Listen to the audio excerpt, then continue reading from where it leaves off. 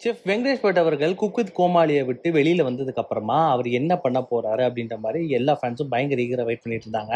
So இப்போ cook with கோமாளியை விட்டு வெளியில வந்த வெங்கடேஷ் பட் அவர்கள் மீடியா மெசன்ஸ் டீமோட சேர்ந்து சன் டிவில டாப் குக்கு டூப்பு குக்கு அப்படின்ற பேர்ல ஒரு குக்கிங் ஷோல ஜட்ஜா பார்ட்டிசிபேட் பண்றாரு. அண்ட் ரொம்ப ரீசெண்டா தான் அந்த ஷோவோட ப்ரோமோ ரிலீஸ் ஆயிருந்துச்சு. அந்த ப்ரோமோ பார்க்கும்பொழுது குக் வித் கோமாளியை மாதிரியே தான் இருந்துச்சு. அண்ட் இந்த ஷோவும் பயங்கர ப்ராமிசிங்காகவும் இருந்துச்சு.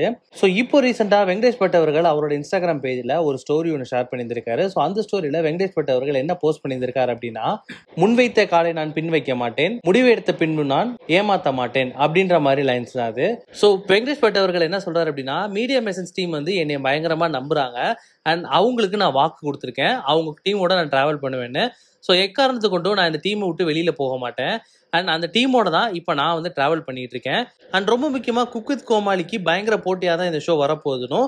அண்ட் இந்த ஷோ வந்துட்டு குக் வித் கோமாளிக்கு அண்ட் எந்த விதத்திலையும் குக் வித் கோமாளி ஷோ வந்து இந்த ஷோவுக்கு சளைச்சது கிடையாது அப்படின்ற மாதிரியும் இந்த பாடல் மூலியமா சொல்ல வராரு.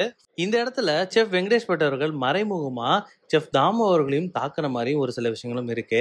ஏன்னா இதுக்கு முன்னாடி வந்து செஃப் தாமு அவர்கள் வந்துட்டு நானும் செஃப் வெங்கடேஷ் பட்டும் ஒன்னா சேர்ந்தா அடுத்த ஷோ பண்ண போறோம், நாங்க இனிமேல் குக் வித் கோமாளி பண்ணல அப்படின்ற மாதிரி செஃப் தாமு அவர்களும் வந்துட்டு சொல்லியிருந்தாரு. கொஞ்ச நாள்லயே அந்த போஸ்டை வந்து அவர் டெலிட்டும் பண்ணிட்டு நான் குக் வித் கோமாளியில இருக்கேன் அப்படின்ற மாதிரி அவர் சொல்லவும் செஞ்சிருந்தாரு. ஸோ இந்த பாடல் மூலியமா chef Venkatesh but chef Damu அவர்களையும் வந்து லைட்டா தாக்குன மாதிரியும் இருக்கு. அண்ட் இந்த பாடலை பொறுத்த வரைக்கும் வந்து உப்பிட்ட தமிழ் மண்ணை நான் மறக்க மாட்டேன் அப்படின்னு தான் இந்த பாடல் ஸ்டார்ட் ஆகும்.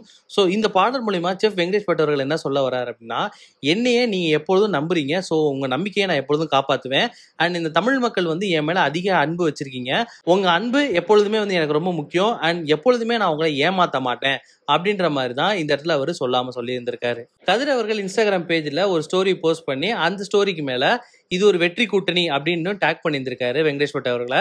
வெங்கடேஷ் பட் அவர்களும் அதை ரீபோஸ்ட் பண்ணியிருந்திருக்காரு. ஸோ இது வந்து ஒரு வெற்றி கூட்டணி தான். மீடியா மெசேஜ் டீம் வந்துட்டு ஆல்ரெடி வந்து நிறைய ஹிட் ஷோஸை கொடுத்துருக்காங்க. ஸோ இந்த மாதிரி இருக்க நிலையில இப்போ இந்த ஷோவையும் வந்துட்டு அவங்க கண்டிப்பா ஹிட் ஷோவா மாத்துவாங்க அப்படின்றதுல எந்த விதமான சந்தேகமும் கிடையாது.